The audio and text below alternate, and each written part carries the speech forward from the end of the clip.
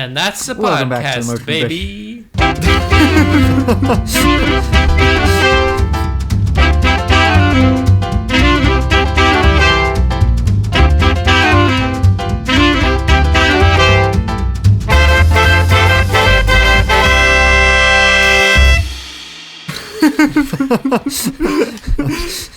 Welcome to And That's a Podcast, baby. Foremost podcast about European races that we are okay with making fun of. This episode, and babies. Italians. Whoa.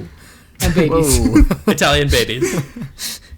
We make fun of some Europeans and all babies. Yeah, we're equal opportunity baby haters. We are somewhat unequal opportunity European haters. Is this a bit that we can do every time? So that every time somebody opens our podcast, they have to like pull their phone back out and look at it again to make sure that they've got, in fact, we the just right enjoy podcast. different podcasts. No, that's fun. Yeah, we started a different podcast, and it's just like one day they're like, "Fuck you." I didn't have anything for that. I thought I was gonna have something, and then I was gonna. Yeah, fuck you, Mario You ran right up fans. to the I got cliff's there. edge and then just kind of backed away. I got it. Well, it was going to become extremely political on accident, and that was not my intention. And this just doesn't seem like the time to light those fires. Guys, I want to talk to you about something that happened this weekend, or rather, something that almost happened this weekend, and it was. Okay. Are you sure? The back of my cargo bike almost fell off. Oh my god. Okay, And yeah. I got the bolt tightened just in case. I was biking. Got a couple I had it filled screws with loose stuff. there, Lincoln. I went to Target, and yeah, one of the screws near the back wheel was loose, and it started rattling, and it was a close call because all my stuff almost fell out before I got home. That is close. I want to talk also about something that happened this last weekend. Just about a bullet that was dodged. Something that I think we have to on this podcast and for the internet. I think we have to address that. Yes, I agree. I almost watched Sonic the Hedgehog 2. I was very close to watching that film of my own volition, and I feel like I needed to share that with you guys because I think that it's pertinent, it's topical. And I didn't end up watching it mostly because I'm deeply, deeply afraid of Knuckles in a sexual way. So I just decided to. You're scared of how attracted you would be to Knuckles. John, thank you for your honesty and allowing us into your circle of trust. Thank you so much. Preston, do you have anything to talk about for this weekend? You know, I do not. Oh, John's back. He was frozen there for a second. Oh my god. Well, let me tell you guys a fun little story. I said something about being sexually concerned about Knuckles the Echidna or whatever the fuck he is, and then you all we didn't hear you at all. You all just froze. Oh, and I was heard like the very beginning of that. Honestly, you know what? It might have been okay that you froze during that time. Might have been. Yeah, all right. I'm actually okay with that. Yeah. I thought to myself, I think I might have ended the podcast. I think I went too far. You know, Lincoln, when you edit this, you can just cut out the first, let's say, I don't know, 3 minutes and 20 seconds or so. That's what we always say. Throw the first 3 out. That's actually a phrase my dad taught me because my dad's also a podcast editor. It's crazy. He runs in the family. Yeah, wow. He always said, "Well, yeah, and their very you're first the fourth 3 kid, right?" So yeah, so I'm a second generation, 4th sibling podcast editor, and we have a phrase around our house that says the very first 3 not good enough for me. And it's just you basically means you throw away the first 3 minutes of every podcast. I feel like I've definitely seen like a sign in your house. Yeah, minute 4, let it roar. First 3, not good enough for me. Minute 4, let it roar. After 5, we're all jive, baby. That's what the phrase is. I think that's how the rhyme goes. Yeah, and then it's minute 6, pick up sticks, and that was just because it rhymes. Right. We didn't really have anything. Right. Yeah, that one doesn't make as much sense, but it's still. Yeah. But it was worth it to get to minute 7, podcast heaven. And then it's minute 8, podcast hate. Right. Yeah, and you got to get through it. It's like the terrible 2s for kids. But it's just like minute 9. Actually, you know what? Did you guys know? There's minute 9, actually no podcast good minute time. 8. Yeah. Minute 8. No podcast. Done. Minute 9 no podcast has a good minute 8. Not a But that doesn't rhyme though. I said podcast tine, like a ring of a bell, a tine. Oh, never mind that. So Roadhouse is welcome to welcome back to the Motion Picture Retribution. Hey, this is my movie. Sorry, I'm sorry. You step off. Welcome back to the Motion Picture Retribution Power Hour, presented by the illustrious Evening Brothers. That's I am us. Brother Preston. I'm Brother Lincoln. That is you, John. And I'm Brother John. Preston, I feel like we need to have an intervention because this is supposed to be a punishment podcast, right? I thought we were supposed to do movies that aren't my favorite things in the world. We did. I was punishing myself with this one. Because you knew we were going to give you shit for picking a movie that is extremely, extremely fun. No, because I watched this movie and I said, holy shit, I never want to watch that ever again. And then I picked it. I would love to. We're going to get into that for sure. I'm kind of on Preston's side. I did not see what you saw in this movie. What? I'm so sorry. Excusez-moi? Lincoln, are we about to gang up against John in this one? I think this might be an MPLPH first. Wow. This is uncharted It's definitely territory here. My choice was the movie Roadhouse. With Patrick Swayze. 1989. Patrick Swayze one. Not the new Jake Gyllenhaal one. Man, it is a doozy of a film. It's a doozy. I think we can all agree on that. Yeah, it is the dooziest. Regarding its doozy status. Who directed this movie, Jonathan? A guy named Rowdy Harrington. If we were going to make up a character to direct this movie, his name would be Rowdy Harrington. There are three things that you need to know about this movie. Okay. 3 things. Number 1, it stars Patrick Swayze. You can try that. Wait, no, Preston, you can try the line again. You burped straight through it. Yeah, try it one more time. Give it another Give it a clean run. There's only 3 things that you need to know about this movie. Okay. Patrick Swayze, 1989, and directed by Rowdy Harrington. Rowdy boy, the rowdiest boy. The rowdiest of the Harringtons. I fear that they interviewed Casual Quiet Harrington, the other 2 Harringtons, and they just were not going to cut the mustard. And so they had to get Rowdy. Casual Harrington and Quiet Harrington. Yeah. And their younger brother, Rowdy, was like... they were like in the meeting room. They were like, "Hey, do you guys think you can make a movie about like bar fights?" And Casual and Quiet were like, "I mean, I don't. It seems like." And the fucking door gets kicked in, and Rowdy's like, "Yeehaw, motherfuckers!" The Kool-Aid Man smashes through the wall, and it's Rowdy Kool-Aid Man's through the walls, and he goes, "Oh, rowdy time!" Actually, no. You know what? Hang on. Rowdy Harrington smashes through the ceiling, dropping an atomic elbow WWE style. Yeah, and says that is a movie I would make. On both of his cool and very kind brothers.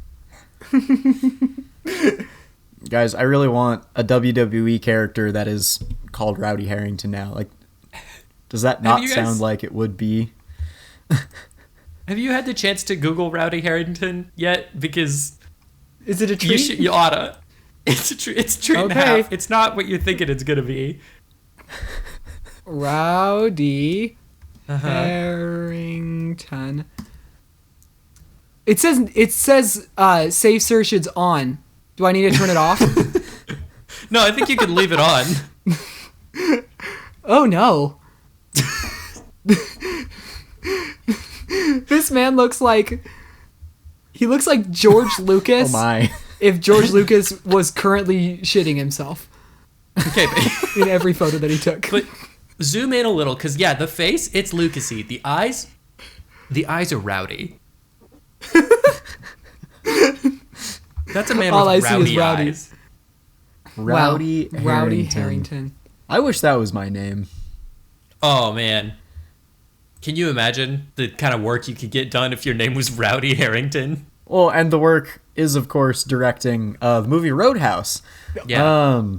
Which that was an amazing seg. Thank you very much. Your segs are always so good, Preston. The plot, there's Preston, you have better segs than me and John. Same, yeah, combined I feel like together with each other. The plot of this movie is already terrible. fairly adequately explained. Jeez, I can't talk. No, exclaim it, Preston. Explained. Exclaim the movie to me. Roadhouse! Exclamation point. Preston, you're slowly learning yes and it's beautiful. It's so fun to watch. I'm kind of scared, though, because I'm afraid that it's going to be like a la The Fly. He's going to turn into some sort of comedy monster. He's going to be way too funny. We're going to have to kick him off the podcast. Yeah. Look what you've created. Anyways, I'm so sorry. How can you summarize? Patrick Explain the movie. Swayze is a bouncer who bounces around cleaning up various clubs and picks a fight with the bad guys from Killers of the Flower Moon. I want to say like either that or Belloc from Raiders of the Lost Ark. I don't know why. That just visually in my head makes sense. Yeah, sure. Also, Morton Joe somehow. Yeah, John. John. Let's both acknowledge that he said Raiders of the Lost Ark, and let's. Cool. I was just gonna see if we were gonna let it happen or if it was. Good. That's all I needed. That's all I needed to hear.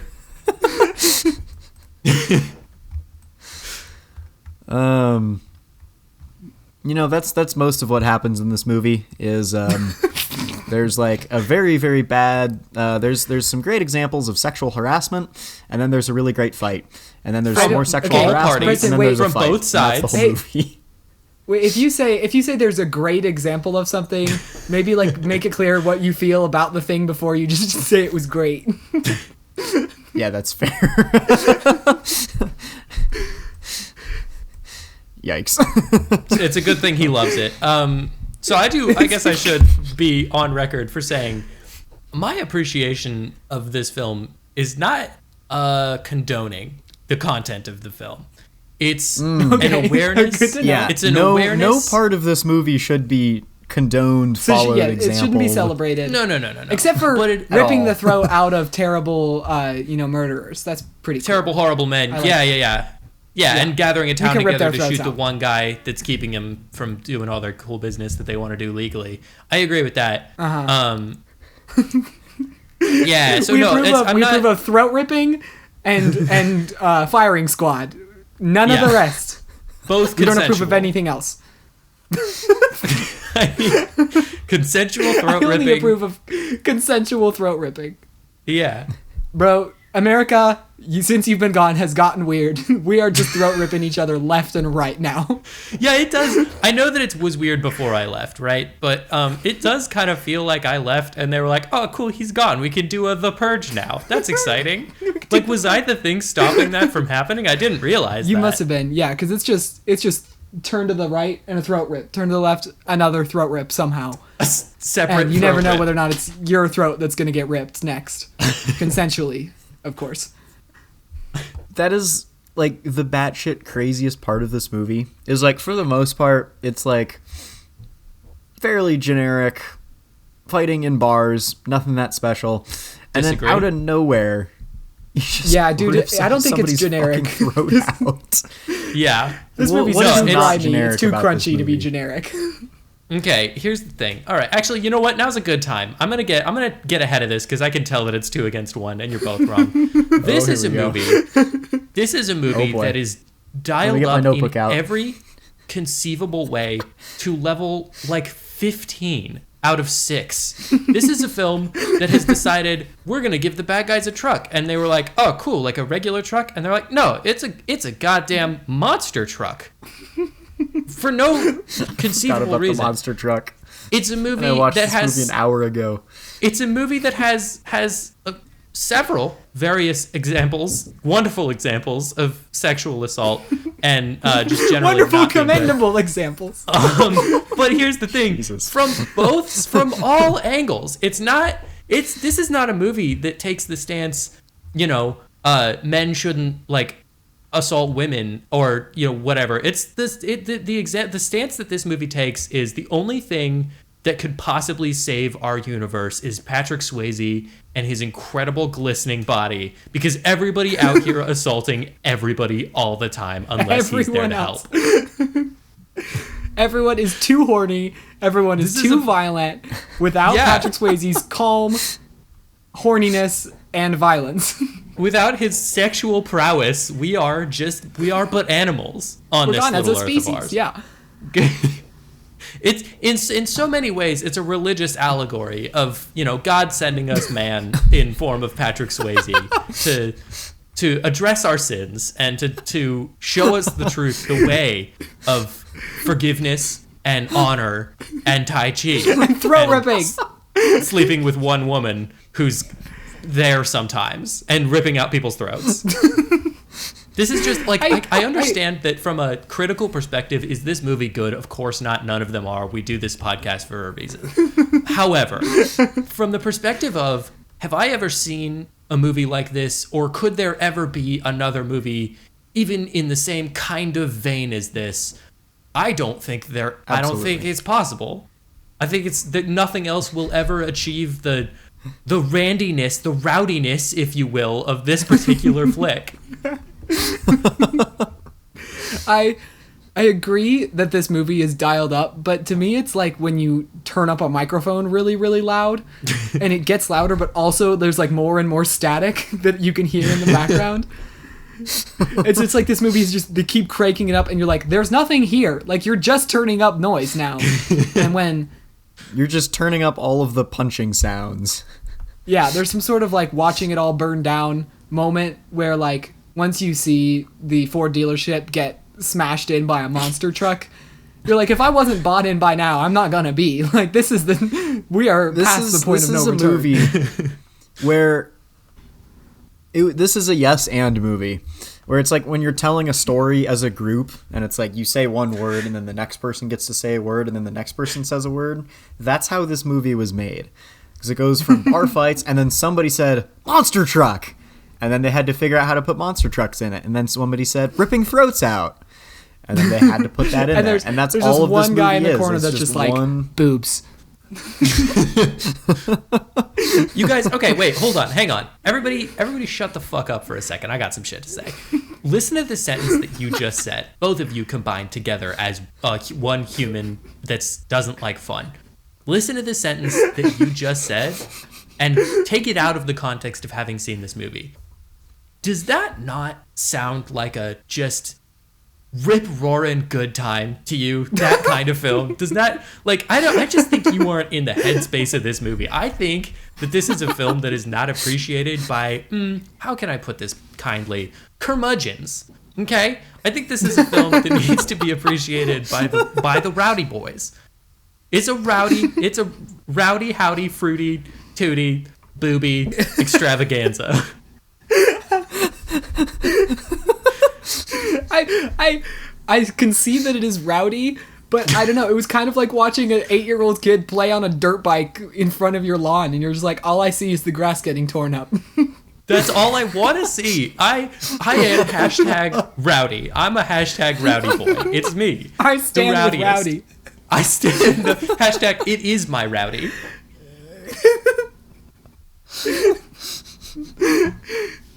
I think you kids need to roud yourselves up, okay? Just get a little rowdier and just engage this film on the level that it was supposed to be, which is Rowdy 5 million. Okay. Rowdy 5 million is my favorite Dune sequel. I love the allegories in Rowdy 5 million. As soon as John said the words religious allegory, I knew Lincoln was going to chime in with the Dune reference. He was just finding his window, circling it like a crow. Okay, let's engage this movie. I want to bring up, there's a lot of things I just want to like acknowledge with you two to make sure I was watching the same wild ass movie. Okay. One was that the fact that he has a burner car is like, at the first he just gives his car away And you're like, what the hell? And then he just buys another burner car, and you're like, oh, it's just a thing he does. Patrick Swayze has a burner car. You don't have a burner car? Lincoln, that's because he has been sent by something more powerful, okay? He's not attached to worldly possessions like you are. He is on a different plane. He knows his future. He knows where he's going, okay? Where's he going? The truck rally. In the big old truck rally in the sky. He's going to rowdy heaven. He's going to rowdy heaven. Those big steel-plated gates open up, and you just see God. You see God, but with a mullet, and he's like, "Welcome to rowdy heaven. You made it. This is the best one we got." Is rowdy heaven the same place as Valhalla in Mad Max? Yeah, they go to rowdy heaven. Alternatively, he goes to purgatory, but as one of the like he goes to punish other people in purgatory, because that's his version of heaven. No, he goes to rowdy heaven. There's no question. He goes to rowdy heaven. Absolutely. By the end I do believe that they say something about that when Sam Elliott gets the chop. I do believe that Sam Elliott. I think that maybe all legendary bouncers go to heaven. Go to rowdy heaven. Rowdy heaven. Sam Elliott definitely. He owns rowdy heaven. Yeah, he's God of rowdy heaven. Sam Elliott, the actor, by the way, not his character in this movie. The actor owns rowdy heaven. Waylon Jennings. What's his name in the movie? Don't know. Couldn't tell you. It's Wade something. The second sexiest man in this movie. Sorry, let me rephrase that. It's 2024. Second? The second sexiest person in this movie. Second? Yeah, second. Second. Yeah, Patrick, the old Swayze. I mean, it's going to be Swayze. It cuts to Sam Elliott, and you see his just beautiful mane behind him. It is good. And his perfectly manicured, scruffy stubble. Gruffy? And you're like, this whole movie has been setting up Patrick Swayze as the ultimate man. And yet we cut to Sam Elliott, who's just been the ultimate man this whole time. No setting up required. Just hanging out. That's true. He does take over. I'll give you that. But then he gets stabbed, and he goes to rowdy heaven where he belongs. He dies. So. That's true. He gets promoted. He ascends to the plane that he was intended for. So what happens in this movie, Preston?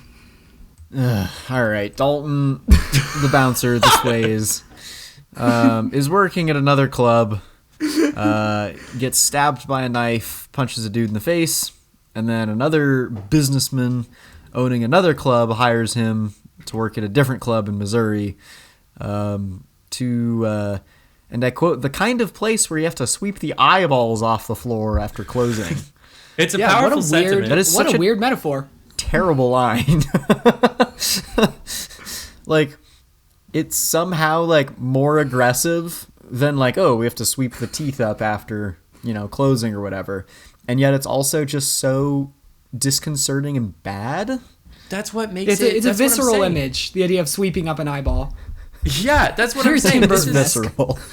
A lesser movie, a movie dialed up to like 8 to 9 would be like, oh yeah, we sweep the teeth, we spray down the blood, whatever. Oh, look at how tough we are. This one's just like, you get the fucking bile off the ground. You have to take people's spine bits that have been shattered and poured into their drinks. That's what this movie is. We're balancing humors out here at this point. Dalton shows up, fires a whole bunch of people. For selling drugs and skimming and various next things thing like that. I want to address the fact that the house band is so good considering how terrible their working conditions are. So good and so nice. Like, have you ever been to a venue that wasn't like an actual touring musician and had a house band that was that tight and that perfect all the time? Or good Never. On any level? No. Or good in the first place? Yeah, no, definitely no. Certainly not somewhere called the Double Deuce. The Double Deuce. And certainly not a place that has chicken wire in front of the stage. Yeah. Yeah, a la the Blues Brothers. I was just so impressed with that band.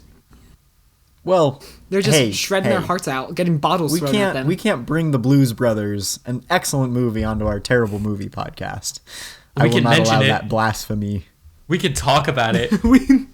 That's a good movie. Yeah, Preston, most of our podcast is talking about better movies. Don't you know this by now? This is a good point. This is a good point. I mean, and also Blues Brothers is more like these movies than anything else. I love that movie. Just see, that is, you know what? Actually, we're gonna go. You've lit this candle. We're gonna let it burn. The Blues Brothers. That's the most badass phrase I've ever heard in my life. Did you great example. Right off the dome? Yeah. Oh, wow. So cool. Preston, you can't flip me a cold one like that. You have to give me a little warning. The Blues Brothers is a perfect example of a movie that is absolutely dialed up to like 15 on a scale of 1 to 6 or whatever you said earlier. Sure. And that is actually good and funny and so entertaining. And this does not match any of that at all. Here's the thing. I think I see what you're saying, and I will raise you. This is just the hornier, weirder, dare I say it, rowdier Blues Brothers. This is just the dark side of the coin to the Blues Brothers. You flip a coin, and one side you get fucking Jim Belushi or whatever he was, whoever that is. And the other side, you stab Sam Elliott in the stomach. On the other side, you personally stab Sam Elliott. On the other side, Sam Elliott punches you in the dick. A shot that's in this picture, this motion picture that we got made. There's a lot of dick shots in this movie. There's so many dick shots, so many broken legs. They go for the knees all the time. This is a movie. This is true. There's a lot of knees. So close to convincing you guys that this is a good movie. I can taste it. You can feel yourself. I can feel myself starting to love this movie. I know, because it's a rowdy, good old time. I'm not gonna crack. This is a bad. It's gonna happen. It's a bad movie. You only like it because it's got the Swayze in it. That's a huge factor. I'm not gonna lie to you. He's okay. We're gonna talk about Patrick Swayze a lot this episode because he's one of the few good things in it. But I think that there is not a person that could play this character, and I've seen the new one, and I'll tell you what, it's definitely not whoever that is. Jilly, old Jilly, the Gyllenhaal, the Hall, good old Jill. The Jizz Man himself. It's definitely not him, because he does a good job. I don't know if you guys have seen it. He does a fun job being that version. It's a crazy movie, but no one can ever be what Patrick is to me. No one can ever match just the. I know what you're. Let me try. I want to try to explain what you're saying so that I understand it. Yeah, shave it down. I've given you a block of wood. I need you to whittle it into something beautiful. Say it back to me. John, I'm sorry. That phrase wasn't as cool as Preston's. I know that you were trying to. I'm trying though out here. We're all trying. Wait, no, let me try again. Lincoln, okay, yeah. L word, my brother in podcasting, I have given you a big a candle, and we lit it, and fuck, I'm doing the thing Preston did. Oh shit. Hold on. I've given you a candle. Fuck. Try again. Just go ahead. Here, just do it. Hand me a CD and I'll play it. I'll play the rest of it. Yeah. You give me a record and tell me what groove you left off on, and then I'll try to find that groove, and then I'll get that music going. I'll set a groove of my own down. Yeah. And then it's time to dance. Spit on these Tell me the tracks. ending chord of your riff, and I'll keep it going. Oh yeah, that's good. That was way better than anything we could have come up with. This is what I'm talking about. Is this what you do when you're not participating in our podcast? Preston he's becoming the podcast, the anti-podcast. He's creating something that we weren't prepared for. He's like, we spent 20 minutes just spouting bullshit, and he condenses everything he's thought over those 20 minutes into just a single perfect phrase. Lincoln, what was I trying to say? Sorry, ducks back out again. I think you're trying to say that in some ways this movie's like a Western, where you've got this calm, stoic figure that's tasked to guard a town, and there's a criminal enterprise that's currently in control of it. 100%. And in a lot of ways, Swayze is like a cowboy, how he's kind of strong and silent and stoic. But then, in other ways, He's not like a sexy as cowboy at fuck. all, in that he's kind of like weirdly feminine. He's like extraordinarily beautiful. He does Tai Chi. Like, he never uses guns. Rips people's throats out. He rips people's throats out, but only when he absolutely has to. There's this whole, like, he's haunted by guilt over killing a man. Because the man had a gun to his head. He killed a man, and now he's all, like, broken up about it. And he has a degree in philosophy from New York. So I think he is the ultimate man in that he embodies both sides to masculinity. He is wise, a warrior and strong, poet, if you will, and silent, and sensitive and caring. Yeah, and I bet he's a gentle, kind, sensuous lover. I guarantee that. He's generous. We get to see it happen in the movie. We get to see it start happening. Much to John's dismay, we only get to see it start happening in the movie. I want to see 45 minutes of the film, but close zoomed in on Patrick Swayze's eyes. There are so many different Patrick Swayze movies that I would love to tell you about now. Can I admit something? I just wish there was a horny Patrick Swayze movie. If you're hurting for Swayze as a lover, there's a lot of films that you have access to, John. I just wish there was one movie that displayed Patrick Swayze in like an attractive, horny light. Like just one, you know? Wouldn't that be great? I wish one motion picture had the courage to show off Swayze as an object of desire. It's just a huge mistake having him be in Roadhouse and that tiny little bit he did in Donnie Darko, and then he wasn't in anything else. It sucks. Yeah. I hate that. We didn't get to see any of his body in any other movie. I wish we saw any of his body. That's all I'm saying. I wish there was... Have you guys not seen Point Break? Nah, he can't be... We should do Point Break. Hey, Preston, can I pull you aside really quick? Oh, yeah. John, you're good where you are. Preston, okay, I can hang out here? Moment. Yeah, that's fine. Yeah. Okay. Hey, Preston. Yeah. We were doing a joke where we pretend that most of Patrick Swayze's filmography doesn't exist, and we act like it didn't happen, and we act like we really want it to happen. Yeah. Oh. Okay, so we're gonna rewind a little bit. Are we back? John, we'll keep our thing going. Preston, duck back in now that you're in the loop. Okay. Hey, are we back? We should have slacked you about this earlier. Are we all in the same room? Yeah. Okay, hey Preston, actually, yeah, we're good. We're fine. Lincoln, can you shift over? I got to talk to Preston for a second about something. Yeah, that's fine. Yeah, okay. I'll get out of the way. You just hang loose over there. So Preston, what we were doing, I don't know what Lincoln was talking to you about. I assume lunch plans, but what we were doing is this was that a bit? Oh yeah, so that was you guys were doing a bit. The point of the bit. Oh, he's catching on. Yeah, you got on so quick. Yeah, no, the point of the bit was that we like didn't know about Patrick Swayze's other movies where he is a horny sex icon, and so that was what we were trying to do, is like try to do our own little skis on that one. But I get it's a tough one to catch on to, tough train to catch. But here's your ticket, and I think I don't know. Yeah, no, I would really, I'd love to be a part of an inside. Okay, yeah, today. That sounds really fun. We could probably get you in on one. Hey, John. Yeah, hey, what's John, up? I'm kind of. I just want to. Can I just connect with just you now? Yeah. Preston, can you leave the room for just a second? Yeah. I'll turn around. No, the whole room. Actually, John, this is a very private conversation. Yeah, please leave. Yeah, all right. And he's gone. Door shut. Yeah, John, hey, what's up, Lincoln? Hey. I worry that if we have to take this time to explain bits to Preston every single time, it's going to start to detract from our valuable podcast resources. So I'm worried that we're it's kind of dead air when we have to pull each other aside to talk about Preston and try to convince him to do the bits. Guys, is this the Preston? time You're not in the room. Get out of the room, Preston. Get out of the room, Preston. Don't listen. Is this my dream coming true? I get kicked out of here and I never have to do it again?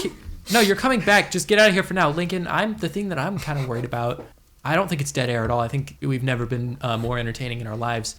But what I'm kind of worried about is that he's going to learn from this, but in much the same way as I've been predicting, foreshadowing for the last probably, I don't know, how long have we been doing this? 34 minutes and 52 seconds.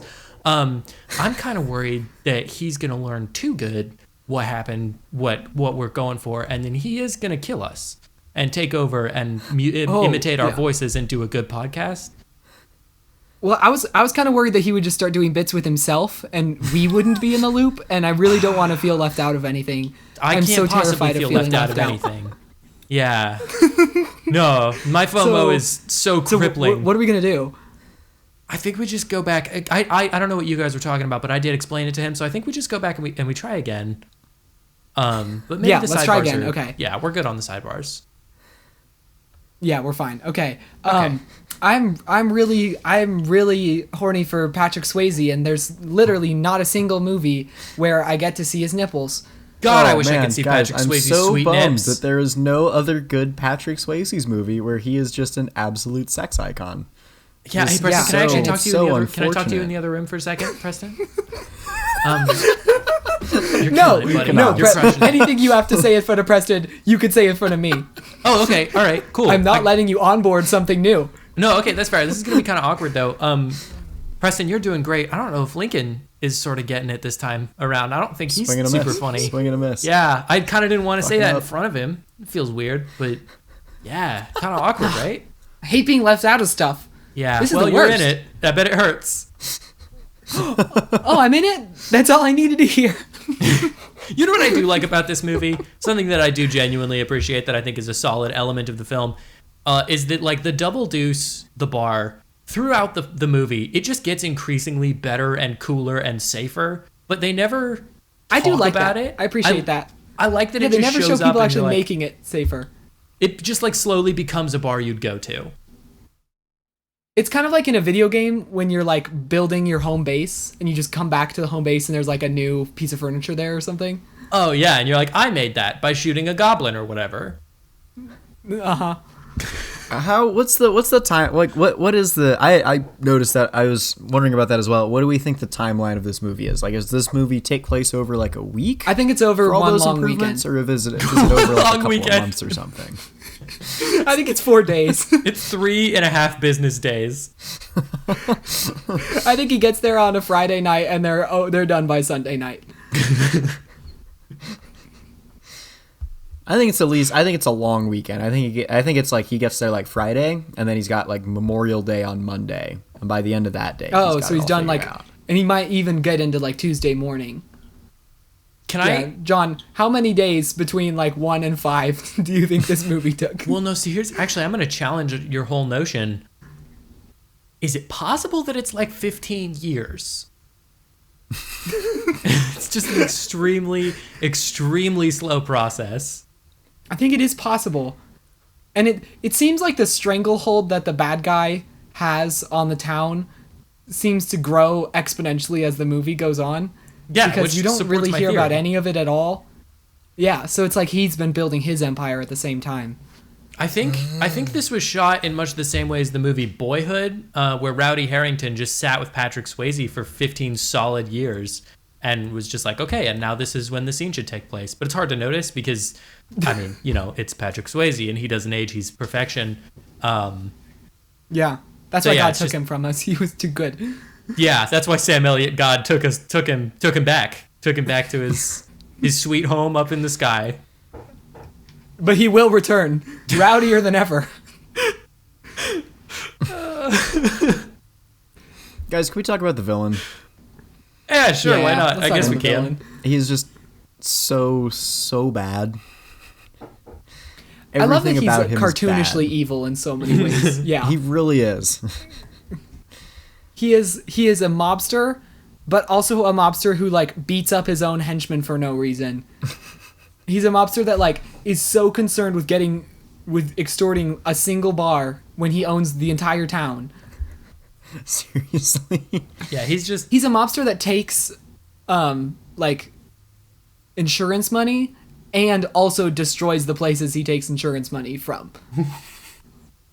You know what the thing to me about the villain, the major thought that, because he's pretty, honestly, kind of forgettable because he's not really in the movie for most of it. The thing that I take away is his trophy room, which is just chock-a-block full of animal heads, which I understand. Again, another thing, just maxed out. There's not an inch of wall that doesn't have some sort of antelope or deer. Or bear or bear or polar bear. Polar bear.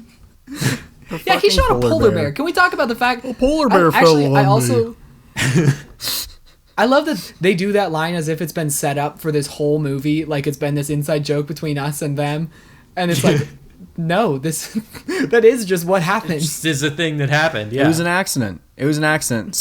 That guy was just standing there in the scene. The polar bear just happened to fall over on him somehow, and the actor was just so pissed that the polar bear fell on him, and they kept it in the movie and shattered all his bones.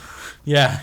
I'd be frustrated. What the fuck, Swayze? You knocked a polar bear on me, you asshole. I'd let Swayze throw a polar bear on me. I'd let Swayze be the polar bear on me. So what I like about the polar bear is that he shoots it as it's falling and not just like step 1 to 2 steps to the side. Out of the way. Yeah. That is pretty good.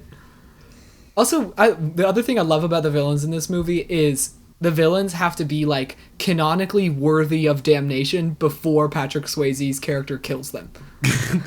Before the Reaper rolls on the characters. Yeah, like they're like normal. They're guys. They just seem kind of gruff and mean, and then they have to commit some sort of unforgivable sin before they get killed.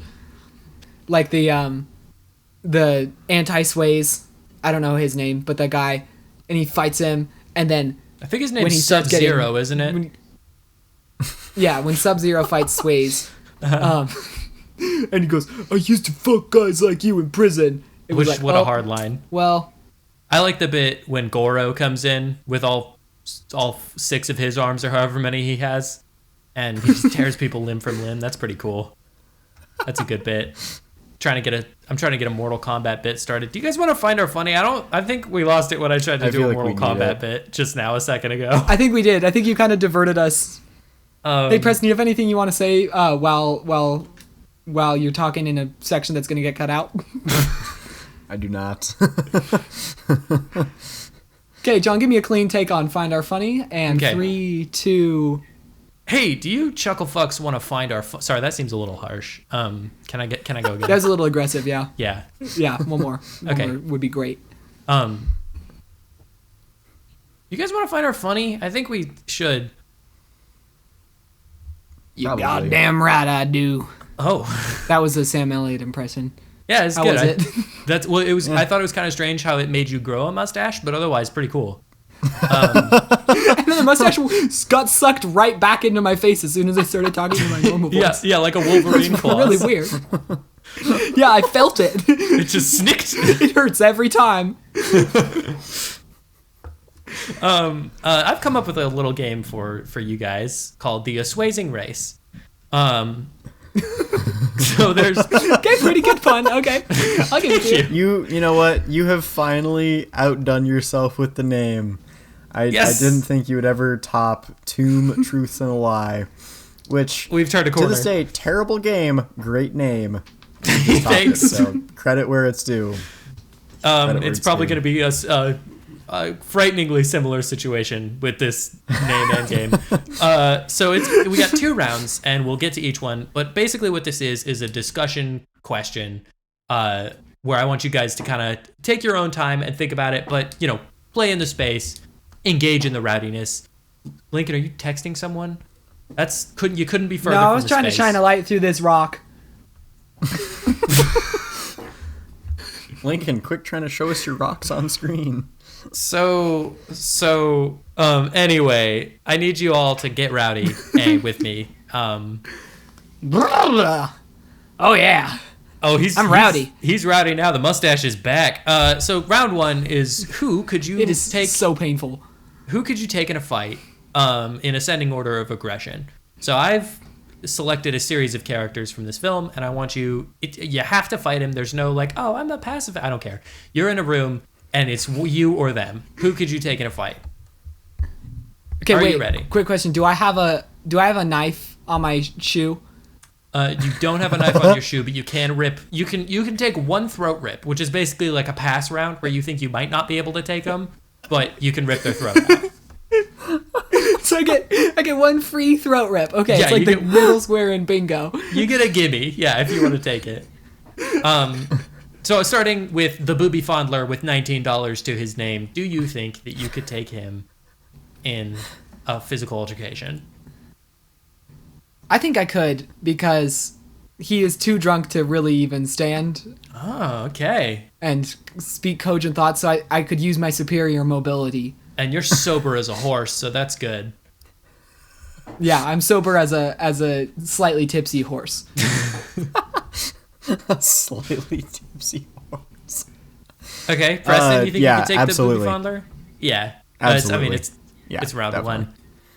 one. Also, why is that guy's like, hey, you can touch your boobs for $20. Like, why does he do that? What is in it for him? What's going on? The $20, I think. $20. But like, I don't know. That seems so out of left field. Seems out of. Okay, sorry. Continue. We gotta know that they're bad boys in this town. Okay. He's doing. We gotta know why the Double Deuce has to have an eyeball sweeper at the end of every night. That's exactly right. Yeah, fine. You know how terrible the patrons are. It's because of the boobs. Yeah. I'll let you decide how that is true. Next round, next one. Funny we say that. It's Mr. What do you say we get nipple to nipple? Do you think you could take that, little weirdo? Yeah, also, absolutely. Okay, how would you approach that? Also very, very drunk. He is pretty drunk. You think I could just shine a really bright light in his eyes? That'd probably be good. Start making police sounds and he'd be like, oh no, I gotta go. Okay, yeah, I think I'm with Preston. I think I could beat him. That's good. Okay, wait. One more. I have another question. Yeah, what's up? Can Preston and I decide to team up on one of these? No, you can't decide to team up on one of these. Round 2, you might be able to team up. We can talk about that. But this round, it's mano a mano. Mano a mano. I don't know why that was hard for me to say. Mano a mano. Mano a mamino. It's a me Mario. So the next one that you got. It's a podcast, baby. The bass guitarist who looks like Jerry Seinfeld from the band. Do you think you could take him in all his cool glory? Could not. He probably has increased. He has like a dex buff, which allows him to move his hands quicker to play the bass. Sure. And probably also makes him harder to beat in a fight. Right. Yeah, but his weakness though, he does look like Jerry Seinfeld. So I don't know if you can do anything with that. So maybe I just talk about that comedies you can't be funny anymore because of cancel culture, and he'll like shrivel up. Yeah, and he'll be like, "You're right," and then you'll be besties, best friends, closest friends. I'm gonna go with a slightly cop out answer. Okay. I think yes, I could take him, but bass players have to stick together, so it'd end as a draw, and we would be buddies. Okay, all right. It would become a bass off basically for you. Yeah. Oh, absolutely. Yeah. Okay. Cool. No, that's fair. Emmett, the kindly old farmer. Think you got him? Definitely not. He's got old man strength. Not. Would you like to take your throat rip on this one? No, I can't. He's too kind. I knew he would be I'll just take the L. A wild card. All right, so you're both out. So you chose not to take a throat rip. That's okay. So the last two that I had, I'm glad. I was getting pretty scared that your machismo was going to take over and I was going to run out of boys for you to fight.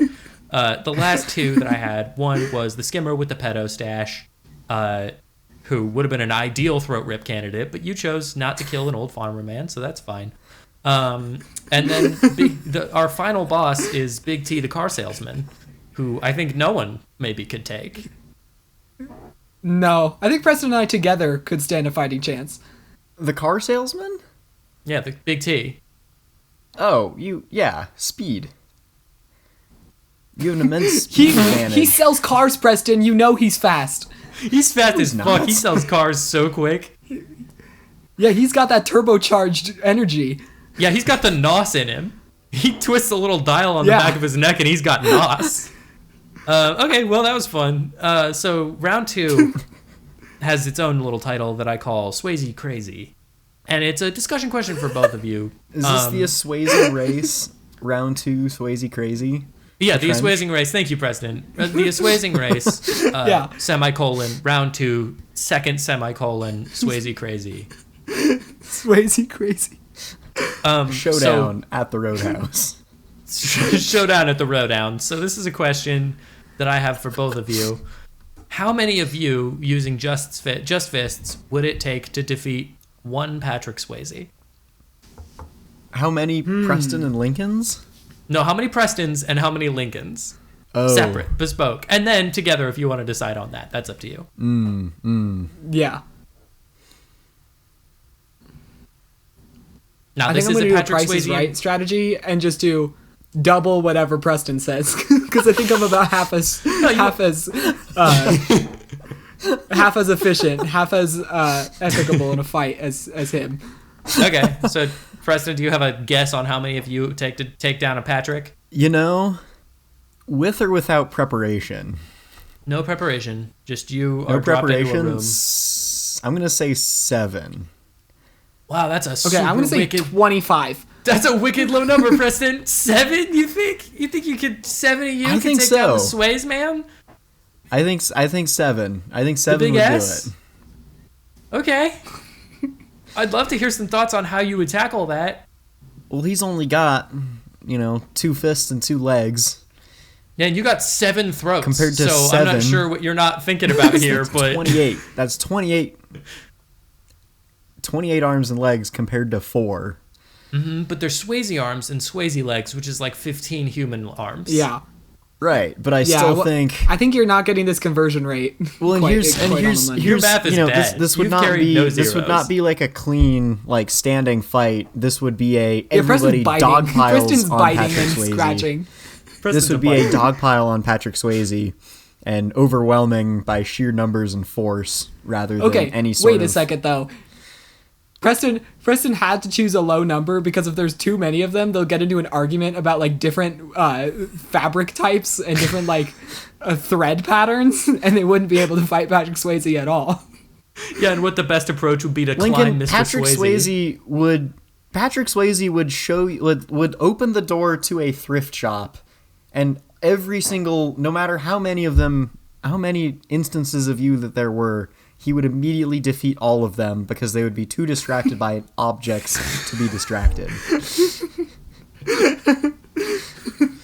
He wouldn't even have to take you to a thrift shop. He would just be like, I want you all to guess what's in my pockets, and you would all be like, wait, hold on, I can probably figure this out. We'd all sit on the ground and start calculating. It would be hey, what do you guys think about CDs? Or what is your preferred medium to store music?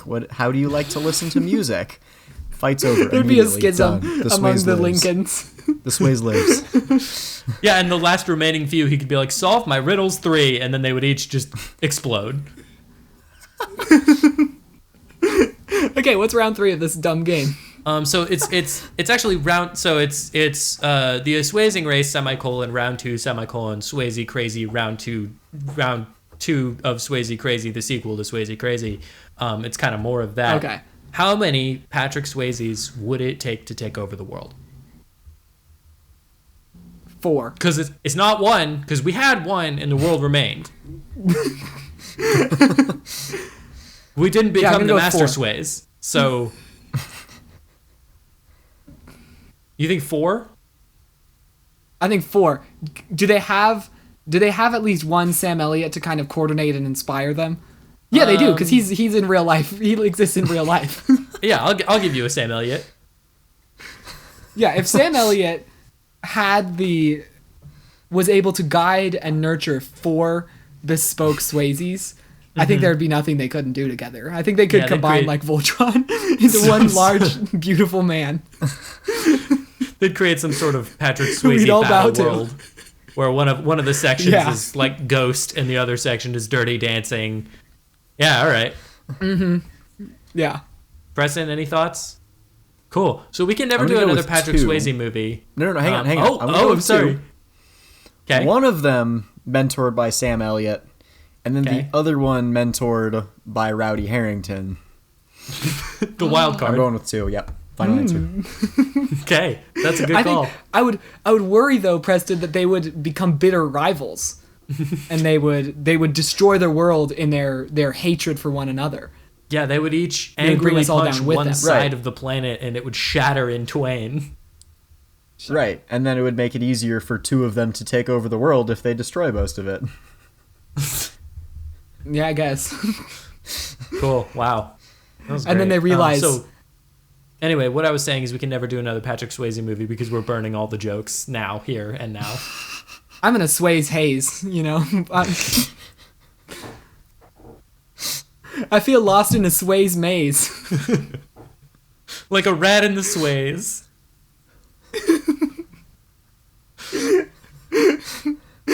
That's the best one. I've got a Swayze craze.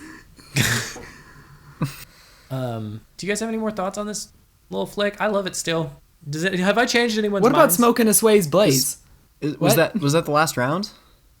Yeah, that was it. We found it. I thought. Oh, yay! Did we not? Wait, did we not? Because I could. No, we got it. We're good. I think we're there. I think we're back. Okay. Whew, that scared me.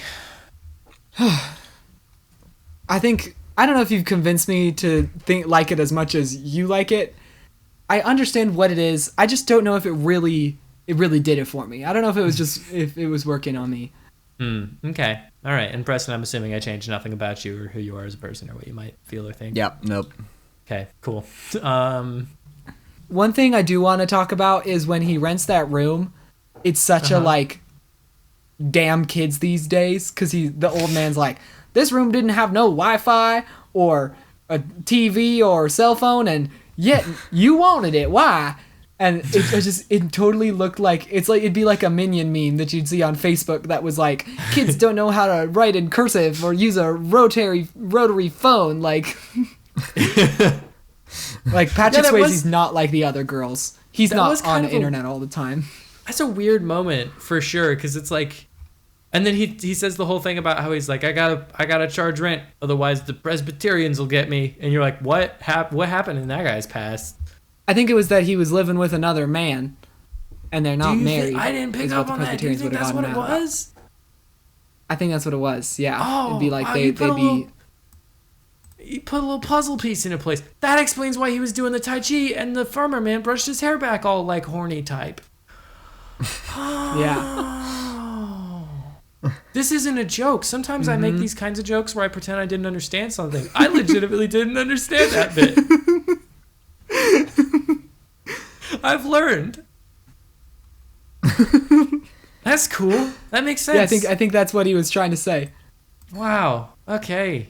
Well, yeah, we definitely can't kill him then. Also, he's the only gay person in this movie. That's hate. No, he's killing. So sweet.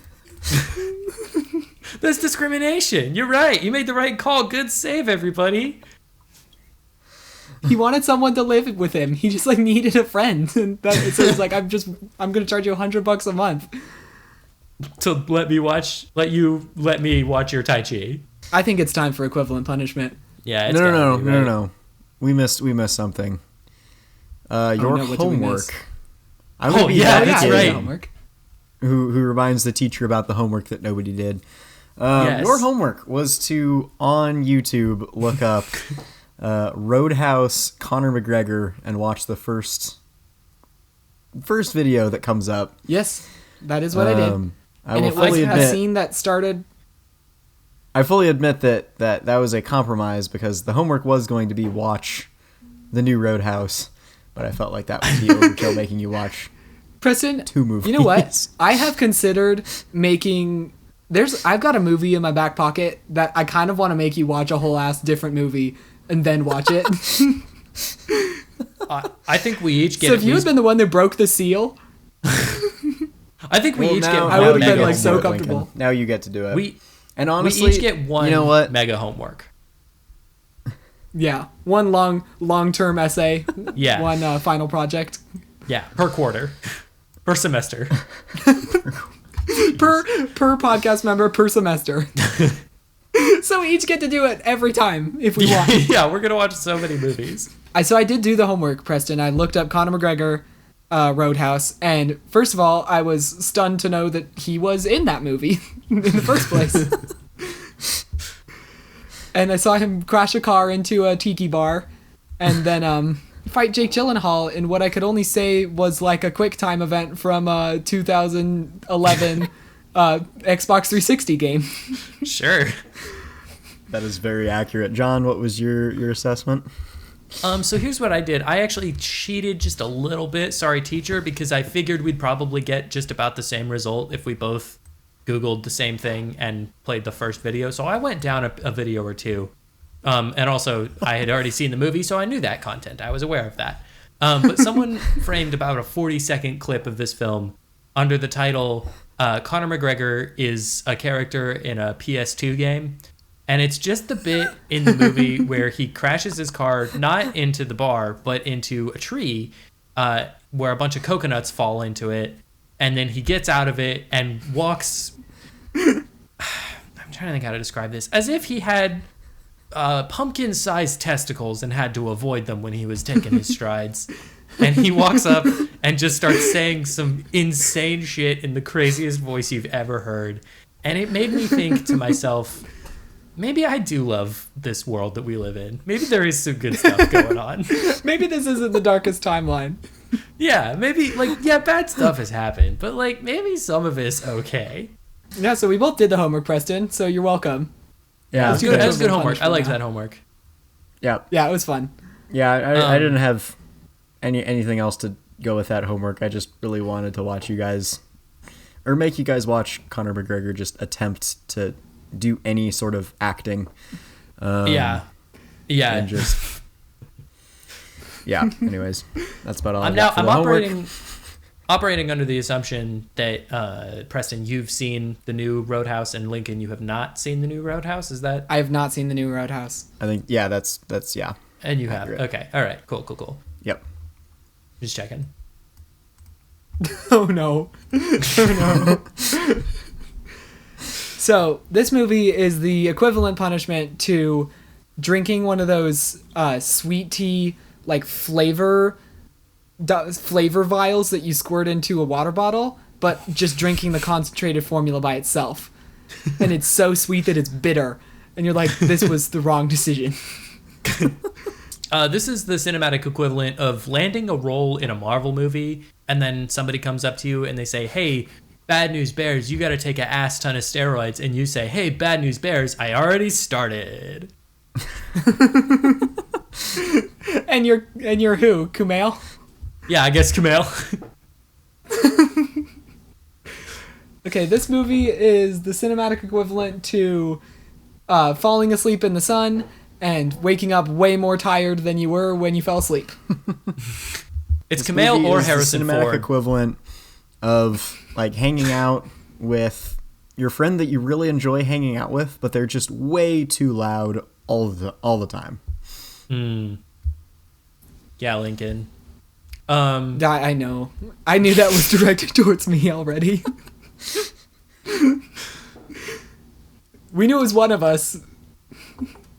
This is the cinematic equivalent of looking at a big old bottle of Elmer's glue and thinking that looks delicious, and then you drink it and you go, you know what? It's not good, but it's better than I thought it was gonna be.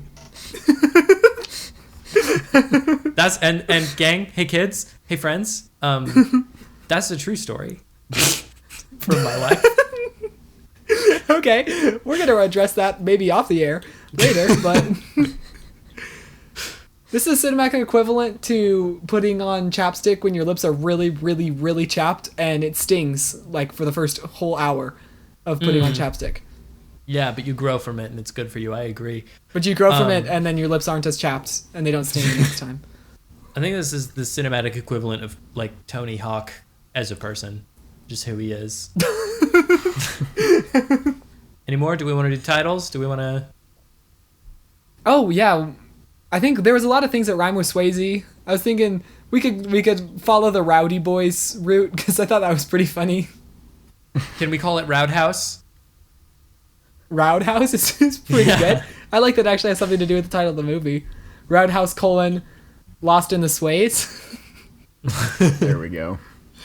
I like that. Okay, John, tell us about what we're doing next. Wow. Okay, so I am not gonna lie. I think you guys can probably predict based on some questions that I've asked today what I'm gonna make you watch. But are we doing two Roadhouse? Because we watched Roadhouse, I just think we kind of have to watch the movie Dinotopia, So enjoy that. What is Dinotopia? That is it animated? It is not. Well, some of it is. It is a TV production. I believe it was a mini series that has been cut down into a film, for you all to peruse and enjoy. You don't have to watch the mini series. You can just watch the movie. Okay. And your homework, is to answer me 2 questions before you start the movie. Tell me Preston's making the correct face about, I assume, images from this film. Before you start this movie, write down your favorite dinosaur, and then as you watch the film, tell me if it takes a big ol' steaming, heaping shit on your favorite dinosaur, and if it makes you question everything about yourself. So that's your homework. Okay. Thank you for listening to the Motion Picture Retribution Power Hour, presented by the Evening Brothers. I have been Brother Lincoln. Hold on. Wait, don't do the exit. You can email us. Thank you for listening. Please email us. Yes. Also, if you are listening, please rate the show on whatever you're listening, because some people have started doing that, which is crazy. People rate. What's our rating? And yeah, it's good ratings too, which is even more crazy. What? Did someone write a review? No, nobody's written a review yet. But if you do, we'll put it on here, guaranteed. Cool. Anyway, okay, now you can. Well, and you can email us at mprphpodcast@gmail.com, and you'll 100% get on the show unless there's threats against the politicians or whatever. Yeah, we won't read it out loud if it's defamatory / inciting violence, but we will basically read anything else. Pretty much anything else. If you send us smut, there's a 50-50 shot. Oh, I'll read it. Well, you'll read it, podcast. but maybe not on podcast, on camera. Okay, now I will outro us. Thank you for listening to Motion Picture Retribution Power Hour, presented to you by the Evening Brothers. I have been Brother Lincoln. I could crash you from here. I've been Brother Preston. I'm going to go sweep up some eyeballs. And I have been Brother John, and a polar bear fell on me.